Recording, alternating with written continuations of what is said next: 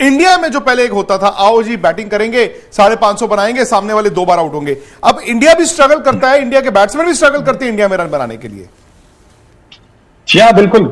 ये तो आश्चर्य की बात है कि भारत के बल्लेबाज स्पिन को सही तरह से पढ़ नहीं सकते। मतलब जब लेग स्पिन गूगली बॉलर आता है तो उनके खिलाफ बड़े बड़े दिग्गज खिलाड़ी गलत लाइन पर खेलते, लेग स्पिन के लिए खेलते और गूगली पैट और पैट के बीच में से गूगली उनको आउट करती है या एलबीडब्ल्यू होते हैं। तो यह आश्चर्य की बात है। और बहुत मतलब जब शुरुआत होती है, अच्छी शुरुआत होगी तो बात अलग है, नहीं तो बिल्कुल जैसा आपने कहा कि बल्लेबाज स्ट्रगल कर रहे हैं। पर शायद ये मोहाली में नहीं होगा, क्योंकि मोहाली की जो पिच है, अगर वो बिल्कुल वैसे जो हम हमेशा हमें दिखाई देती कि जहां पे उछाल होता है, अच्छी तरह से गेंद बल्ले पर आती है, अगर वैसा होगा तो शायद स्पिन इतनी मतलब स्पिन बॉलर्स कुछ ज्यादा कर नहीं पाएंगे। वैसे कार्यक्रम का नाम विक्रांत हमने दिया था सनी गावस्कर पिक कर रहे हैं 11, तो करवाइए फटाफट। तो सनी भाई से करते हैं। सनी भाई ब्रेक करेंगे धीरे धीरे, उनको बैटिंग से लेके मिडिल ऑर्डर से लेके ओपनर से लेके फिर गेंदबाजी पे आते हैं। सबसे पहले ओपनर, आप अगर हमारे दर्शकों को बताएं, आपको क्या लगता है? रोहित शर्मा से पूछा गया था ये सवाल, हर चीज में, हर कैटेगरी का, उन्होंने कोई भी जवाब नहीं दिया। उन्होंने कहा आप कल का इंतजार करें, लेकिन आपसे जानना चाहेंगे आपको क्या लगता है राइट कॉम्बिनेशन क्या होगा? सबसे पहले ओपनर से शुरुआत कर लें। रोहित शर्मा तो है ही पहला नाम, उनके साथ मयंक आते हैं आपके लिए, या क्योंकि शुभमन वापस आ गए टीम में वो आते हैं आपके लिए? मैं मयंक को टीम में खिलाऊंगा। इसकी एक ही वजह है कि वो भारत में बहुत बढ़िया बल्लेबाजी करते हैं। भारत के बाहर उनकी जो मतलब बैट स्पीड है, उससे उनको दिक्कत होती है। पर इंडिया में इतनी गेंद फटाफट नहीं आती, तो इसकी वजह से वो बड़े स्कोर बनाते हैं। इंडिया में तो वो दादा है, भारतीय पिचेस के वो दादा है। और शुभमन गिल के लिए मैं ये कहूंगा कि उन्होंने अभी पिछले 2 महीने में कुछ क्रिकेट ही नहीं खेली है, अंतरराष्ट्रीय क्रिकेट नहीं खेली, कुछ नहीं, रणजी ट्रॉफी भी नहीं खेली मैंने सुना। तो अगर ऐसा है तो फिर मुझे लगता है कि उनको खिलाना शायद ठीक नहीं रहेगा, और इसलिए मैं मयंक और रोहित से ओपन करूंगा।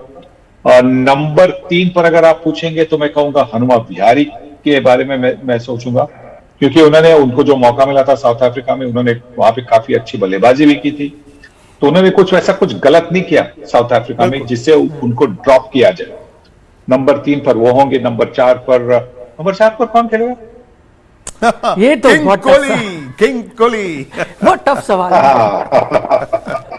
बड़ा टफ था। नंबर 4 पर कोहली होंगे। नंबर 5 पर फिर श्रेयस अय्यर जिस तरह से उनका फॉर्म रह चुका है अभी के व्हाइट बॉल क्रिकेट में, और दिसंबर में जो उन्होंने जब टेस्ट डेब्यू किया था, पदार्पण किया था टेस्ट क्रिकेट में, वहां पे उन्होंने शानदार शतक लगाया था, दूसरे मैच में अर्धशतक भी लगाया था।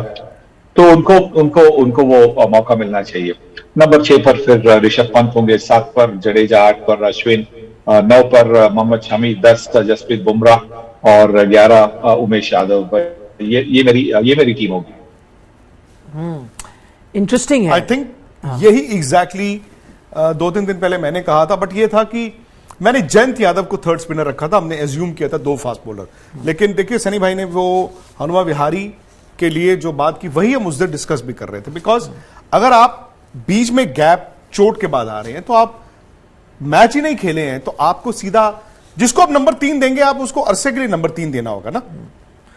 तो क्या लंबे अरसे तक शुभमन नहीं है नंबर 3? मेरे जहन में तो ये था कि यार वो रणजी ट्रॉफी का मैच नहीं खेले ना निखिल, आप कैसे आप एज्यूम? नहीं तो बाहर बैठेंगे तो फिर मतलब खेलना तो पड़ेगा ही उनको, फिर अब नहीं तो अगले टेस्ट मैच तो वो हनुमा विहारी को भी फिर आप उस पैमाने से तोलिए। नहीं, मैं तो कह रहा हूं हनुमा विहारी 11 में, शुभमन आपके 3 आ गए, हनुमा विहारी नंबर 5 पे आ गए। श्रेयस अय्यर ने 100 बनाया यार। बस श्रेयस के अगर आप साउथ अफ्रीका टूर देखें तो Shreyas was the man in waiting. Hanuma Vihari को आपने पहले चांस दिया जब विराट नहीं थे, तो has he turned from man in waiting to playing 11? I don't know. I think अगर सनी भाई वहां पे थे, मुझे लगता है थोड़ा सा आपके ना उस वक्त मैनेजमेंट कंफ्यूज भी थी। आई थिंक आपने पहले तो इनको चुना ही नहीं था टीम में, बाद में आपको याद जी सनी भाई सॉरी नहीं वो बीमार थे, उनको वहां पे बड़ी सीरियसली बीमार थे। बहुत कम लोगों को पता है, बहुत कम लोगों को पता है कि उनके स्टमक में कुछ अल्सर जैसा बना था और उसी की वजह से वो अस्पताल में भी थे साउथ अफ्रीका में, श्रेयस अय्यर, और उसी की वजह से उनकी कंसिडरेशन ही नहीं हुई। कैसे जो बंदा हॉस्पिटल में है उसको आप टेस्ट 11 में कैसे खिलाएंगे? इसीलिए बिहारी शायद उनके आगे, बिहारी को मौका मिला क्योंकि श्रेयस अय्यर अस्पताल में थे, इसीलिए।